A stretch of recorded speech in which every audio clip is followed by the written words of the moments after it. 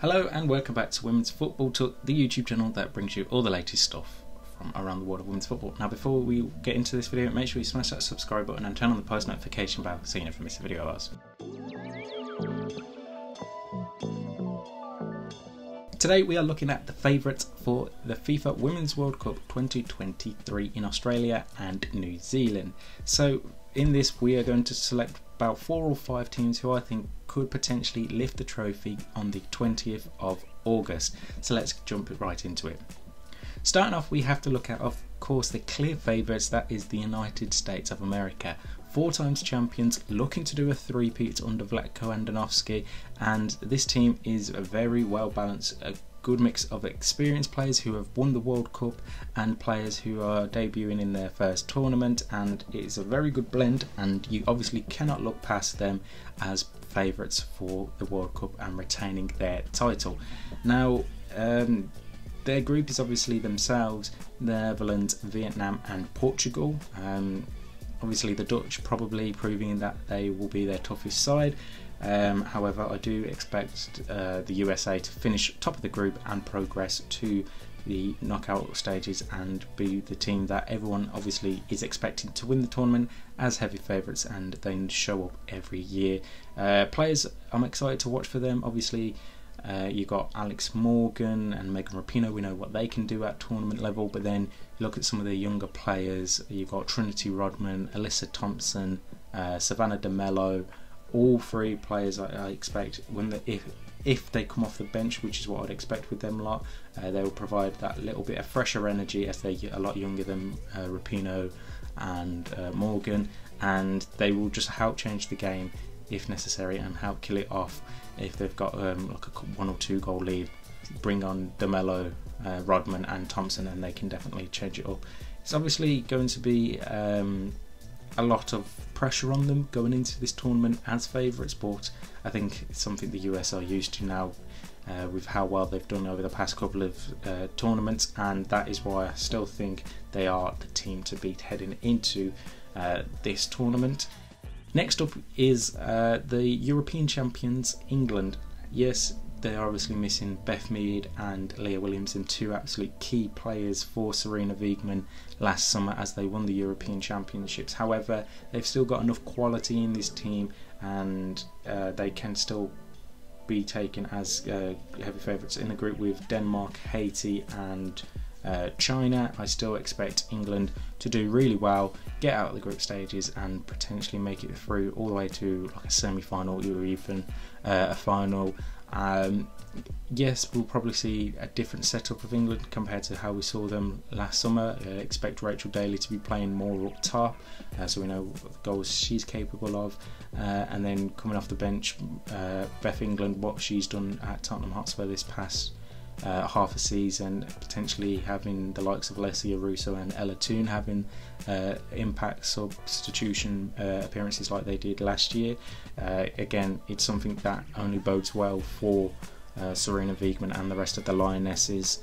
Obviously the back line is going to look a little bit different with Millie Bright captaining the side, and obviously no Leah Williamson in that defence, so there may be a few eyebrows raised of like, oh, can England do that without Leah Williamson in the back line? But I still expect England to do really well there and be amongst the favourites.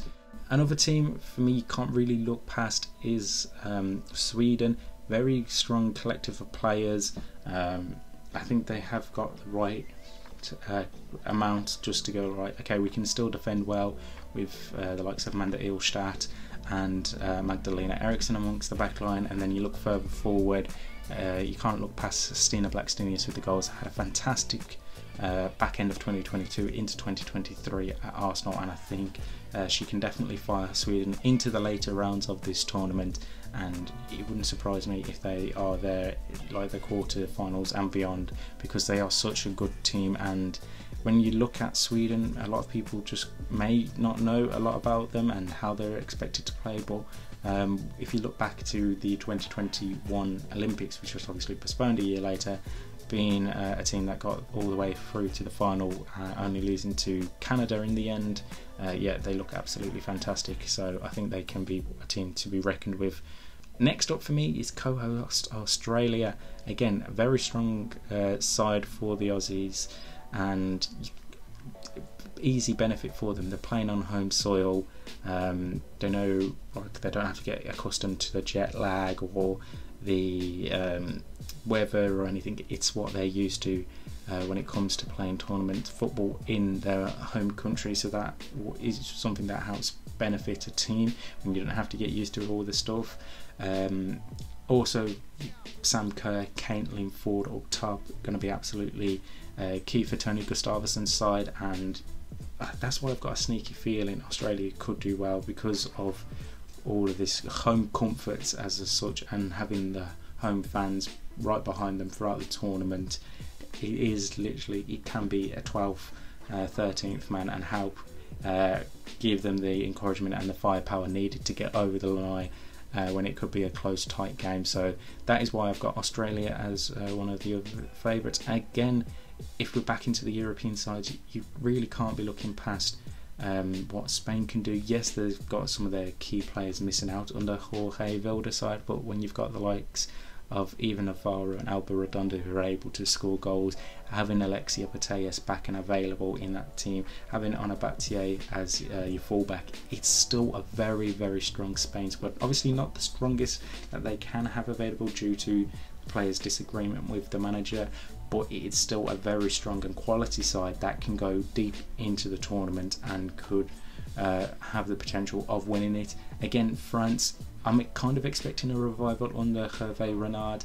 Obviously, with Corinne Diacre being there the last couple of years, things wasn't going really well, but excuse me, now Hervé Renard's going back. It seems like a more family oriented side, everyone looking more together, and I think they can definitely be a team, again, quarterfinals minimum you'd expect now with France, and into the semis and potential final. So those are my favourites who I think could win the World Cup or go deep enough into the World Cup.